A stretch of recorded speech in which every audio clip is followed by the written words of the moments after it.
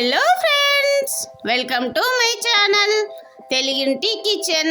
ఈరోజు మనము healthy tasty multigrain dosa ఏ విధంగా తయారు చేయాలో చూద్దాం రండి.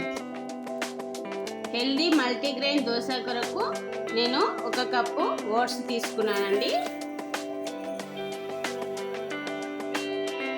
1/2 కప్పు పెసర్లు తీసుకున్నానండి. 1/4 కప్పు జొన్నలు తీసుకున్నానండి. 1/4 కప్పు రాగులండి.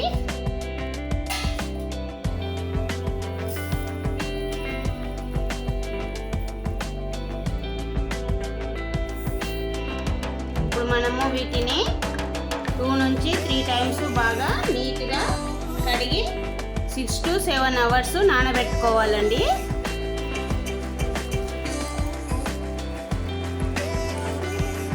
నేను ఓట్స్ సపరేట్గా, ఈ గ్రెయిన్స్ సపరేట్గా నానబెడుతున్నానండి.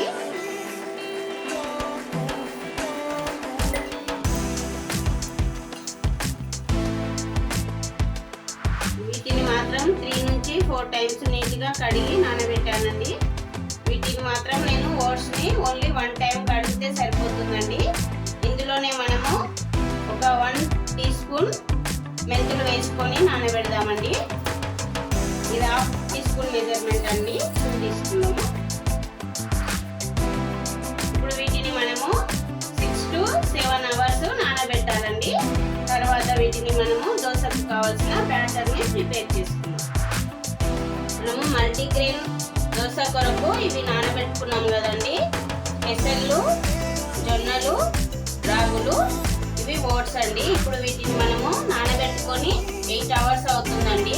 6 to 8 అవర్స్ వరకు నానబెట్టుకోవచ్చు. ఇప్పుడు మనం వీటిని దోశకు కావాల్సిన బ్యాటర్ను ప్రిపేర్ చేసుకుందాం మిక్సీ జార్లో వేసుకొని.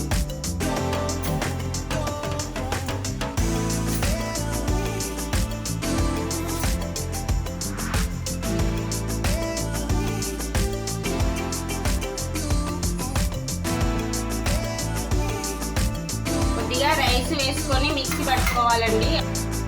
రైస్ వేయడం వల్ల పిండి మెత్తగా వస్తుందండి. ఇందులో కొద్దిగా సాల్ట్ వేసుకొని దోశ పిండికి ఏ విధంగా పట్టుకుంటారో మిక్సీ ఆ విధంగా పట్టుకుందాం. ఇప్పుడు దోశకు కావాల్సిన బ్యాటర్ రెడీ అయ్యిందండి. ఇప్పుడు మనము ఈ పిండితో వెంటనేనైనా దోశలు వేసుకోవచ్చు, లేదా ఫ్రిడ్జ్లో పెట్టుకొని మనకు అవసరం ఉన్నప్పుడైనా వేసుకోవచ్చండి.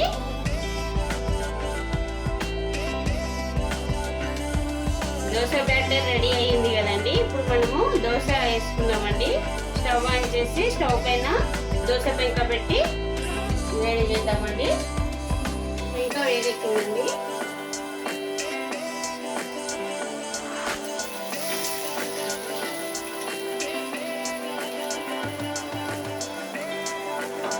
దోశకు మల్టీగ్రెయిన్స్ యూజ్ చేయడం వల్ల దోశ నార్మల్ దోశ కంటే టేస్టీగా ఉంటుంది అండ్ హెల్తీ అండి.